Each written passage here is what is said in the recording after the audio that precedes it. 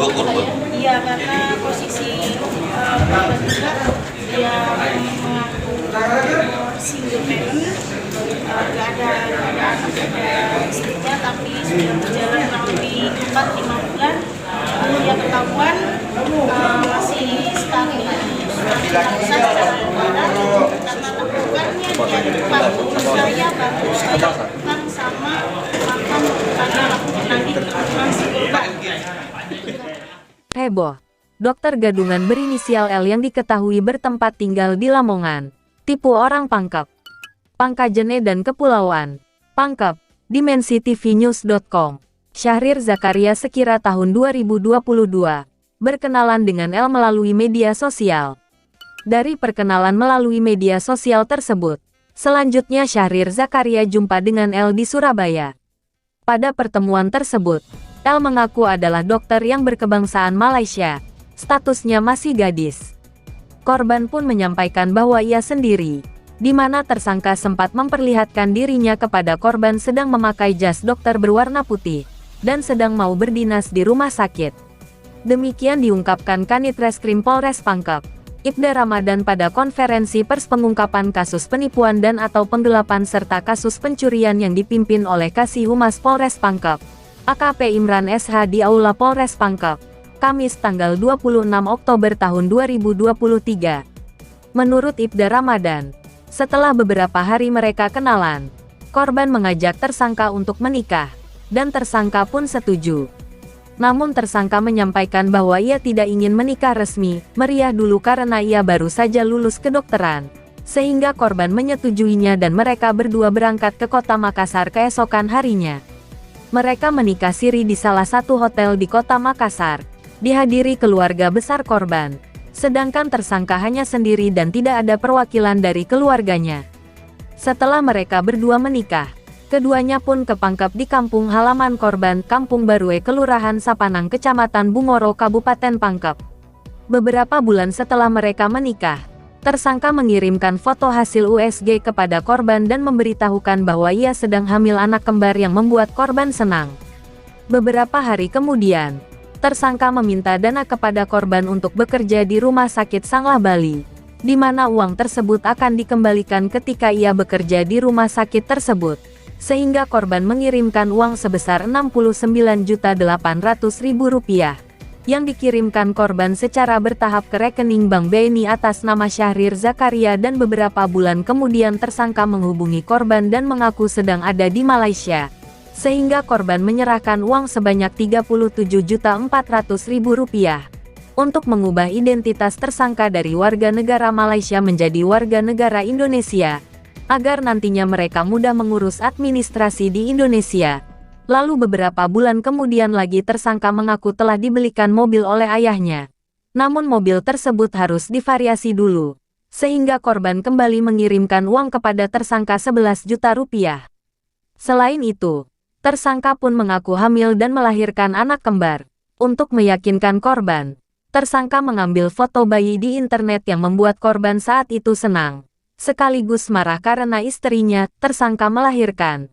Namun tidak memberikan kabar kepadanya sehingga saat itu korban pun berangkat ke kota Surabaya untuk menemui tersangka. Pada saat korban tiba di bandara kota Surabaya, saat itu kebohongan tersangka pun terbongkar. Karena mereka berdua sempat berdebat dan korban merampas handphone tersangka lalu menghubungi orang tuanya. Ternyata adalah suami dari tersangka dan apa yang tersangka sampaikan selama ini tidak ada yang benar. Di mana dia bukan dokter, melainkan ibu rumah tangga. Dan bukan juga warga negara Malaysia karena ia memiliki NIK yang terdaftar di Kabupaten Lamongan. Serta ia juga bukan gadis karena ia sudah memiliki suami dengan seorang anak. Kronologi awalnya itu antara korban dengan tersangka, mereka berkenalan lewat melalui medsos. Setelah itu mereka janjian untuk ketemu di Surabaya. Setelah ketemu di Surabaya, mereka kenalan. Kemudian setelah kenalan, mereka akrab, langsung berangkat ke Makassar. Akhirnya mereka sepakat untuk melakukan nikah siri. Untuk kasus penipuannya sendiri, Landasan nih Pak sampai ini dianggap sebagai penipuan itu? Ya, alasannya itu adalah rangkaian kebohongannya. Yang pertama, dia punya jabatan palsunya militer, yang kemudian dia warga negara Malaysia, sama status gadisnya. Jadi itu sudah masuk dalam rangkaian kebohongan. Lalu untuk korban sendiri gimana Pak? Kan ternyata korban juga ini mengaku sebagai senator loyalitas, tapi ternyata masih terikat oleh pernikahan. Itu persoalan single parents yang di sini adalah yang kerugian material adalah yang dialami oleh Fokus ke kerugian materi Pak. yang material. Berapa Pak total kerugian? Kurang lebih 250 Itu dikirim secara bertahap. itu alasan sampai korban menerima apa? Ada beberapa. Pertama dia mengaku bahwa mau deposit di rumah sakit Bali untuk kerja di sana. Kedua untuk mengubah warga negara dari warga negara Malaysia ke Indonesia. dari kasus ini Pak, ancaman hukuman yang di 4 tahun. Itu pasal apa? 378.